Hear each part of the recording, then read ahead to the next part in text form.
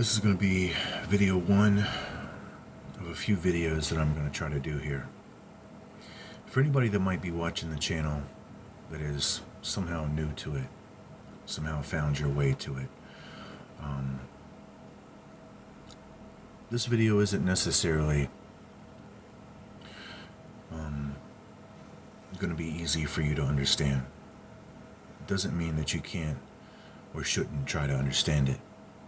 But this video is more or less meant for the people that are encompassing me, that are seeking to encompass great portions of the entire world, even the peoples of the world.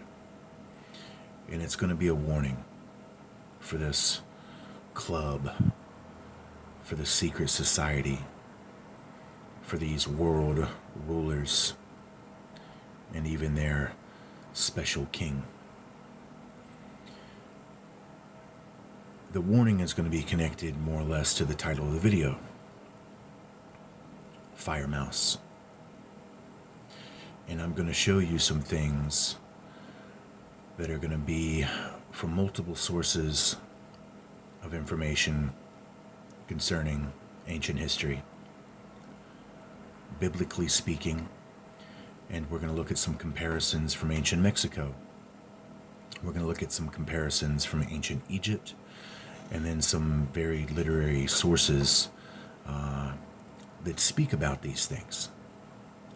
But if you were not to see all this information together, you might not understand the relativity that it has to each of these other sources. And then once we're able to make the connection, the relativity to it, we're going to be able to see the higher meaning of what it really means and how certain peoples, certain institutions of thought have mistranslated and misunderstood, and in some ways purposely sought to lead people into a misunderstanding about what these things in our ancient history mean. So I'm just going to show you this here now because everybody should be familiar that I have a little dog. And I'd like you to see that this is a picture of my dog when he was very young, shortly after we picked him up from the airport. And he was lost on a plane for 4 days, believe it or not. And it's a little bit of an interesting story that goes with that, but nonetheless, after we secured the dog, I brought him home and have had him ever since. So I called the dog, well, my old girlfriend called him Princeton. And then I eventually named him multiple names, that were associated with his characteristics. And he was called Zekers. He was called the Squirrel. And he's been called Squeakers. And I'd like you to see that this is him right here. And when I brought him home from the airport, he could fit in the palm of my hand. And I've always said that to people, and I never really understood how meaningful that really was until maybe over the last year and a half I began to see further into what I guess the fractal complete really means. So just taking a look at him here, I noticed in this old picture that he's right here in front of this little toy blue mouse. Right there in front of it.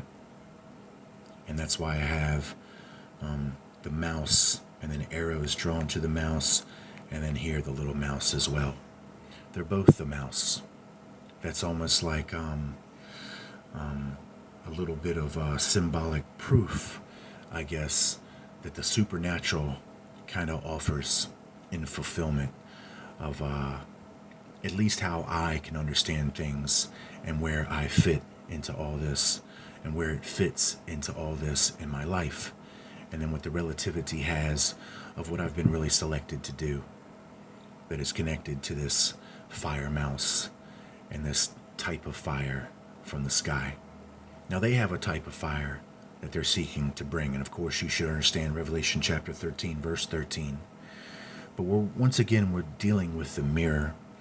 And then with the mirror, we see things are double. And then they can even be compounded upon doubles and multiplied when multiple mirrors are put in place of each other.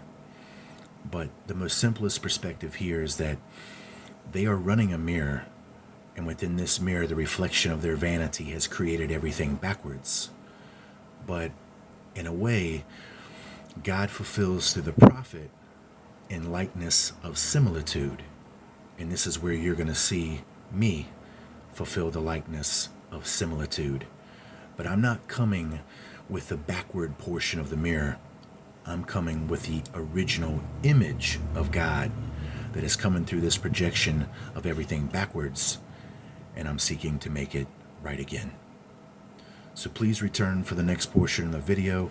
All portions of this video will have audio, and we will talk further a little bit more about some things that you see here that will be relative to what I'm going to continue to show you in connection that should cause you to think a little bit more seriously about what I'm here trying to do.